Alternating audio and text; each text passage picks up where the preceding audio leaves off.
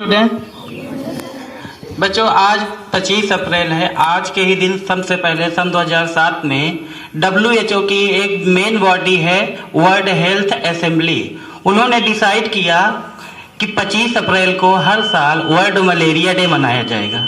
तभी से 25 अप्रैल को ग्लोबली पूरे वर्ल्ड में मलेरिया डे मनाना शुरू किया गया।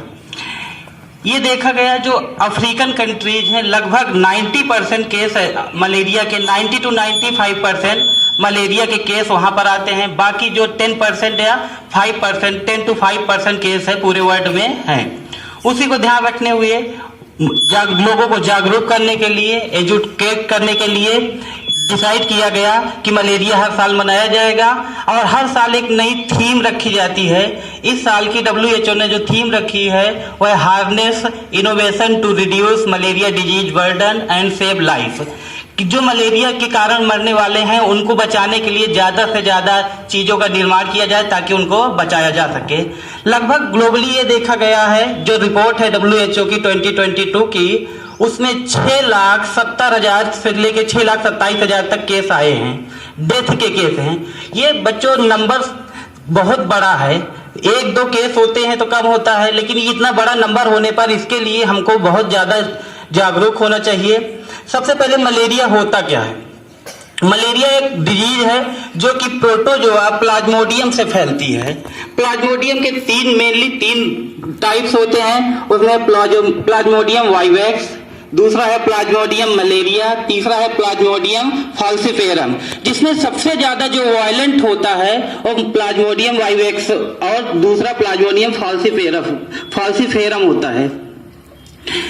हम लोग सुनते हैं, जानते हैं सबसे पहला कारण कि मलेरिया फैलता कैसे है या होता किससे है।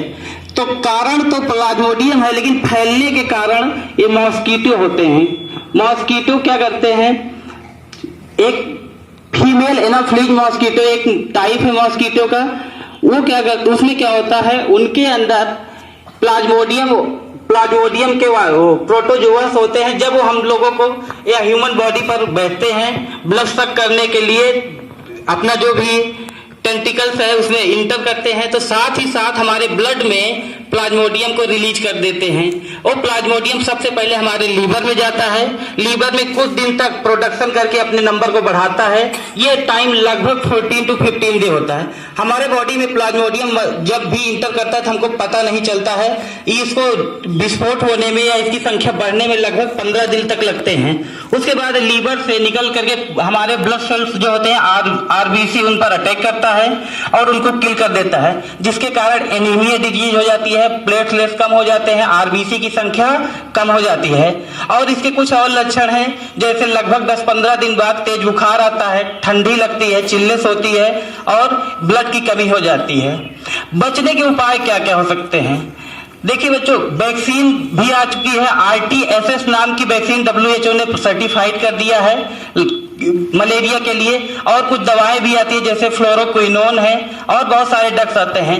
लेकिन इनका सेवन करना उतना सही नहीं होता है, क्योंकि अगर जब बॉडी में हमारे कोई भी दवा जाती है तो हमारे जो खराब सेल्स होते हैं उनको डेड करने के साथ साथ जो अच्छे सेल होते हैं उनको भी डैमेज करती है, तो उसके साइड इफेक्ट भी पड़ते हैं।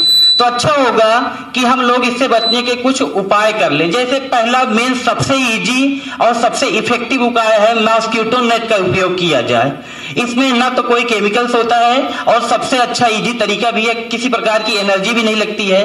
साथ ही साथ कुछ कॉइल्स भी आती हैं, जैसे कुछ फेमस ब्रांड्स है, मॉर्टीन है, गुड नाइट है, इनसे भी बचा सकते। लेकिन इनके केमिकल्स के साइड इफेक्ट भी होते हैं, तो बेहतर होगा कि हम लोग मॉस्किटो नेट का ही प्रयोग करें। और साथ ही साथ और भी उपाय हैं, जैसे अपने आसपास सफाई रखा जाए, गंदा पानी इकट्ठा न होने दिया जाए, और अगर इकट्ठा भी है तो उसमें हल्का सा केरोसिन ऑयल होता है उसका छिड़काव कर दिया जाए, ताकि उस पर मच्छर जो होते हैं वो उनके लार्वा फैलने न पाए। बस यही है। देखो बच्चों, ये होता है, कोई भी डे होता है हम लोग सेलिब्रेट कर लेते हैं, टीचर बता देता है, कोई स्टूडेंट बता देता है, आप लोग सुन लेते हैं, इससे कोई इफेक्ट नहीं पड़ता है जब तक चीज़ों को अपने लाइफ में इम्प्लीमेंट आप लोग नहीं करेंगे। देखिए, हम लोग ग्रामीण परिवेश से आते हैं, पेरेंट्स उतना ज़्यादा एजुकेटेड नहीं है, तो हमारी जिम्मेदारी बनती है कि पेरेंट्स को भी बताएं या अपना खुद योगदान दें, हेल्प करें। हो सकता है पेरेंट को टाइम ना मिले, अपना 1 घंटे निकालो पढ़ाई करने या खेलने में 1 घंटे कम कर दो। अपने आसपास साफ सफाई करो, अपने ही आसपास करो। जब सब लोग अपने अपने आसपास करेंगे या लोगों को बताओ कि ऐसा करने से ऐसा होगा, तो बचाव सबसे बेस्ट उपाय है। ये नहीं कि अगर कोई बीमारी हो गई है उसका क्योर करें, दवाई खरीदें, उससे पैसा मनी भी वेस्ट होगा, टाइम भी वेस्ट होगा और हमारी जो हेल्थ होगी वो भी इफेक्ट होगी। उससे अच्छा है कि हम लोग बचाव कर लें, सबसे बेहतर होगा। Thank you.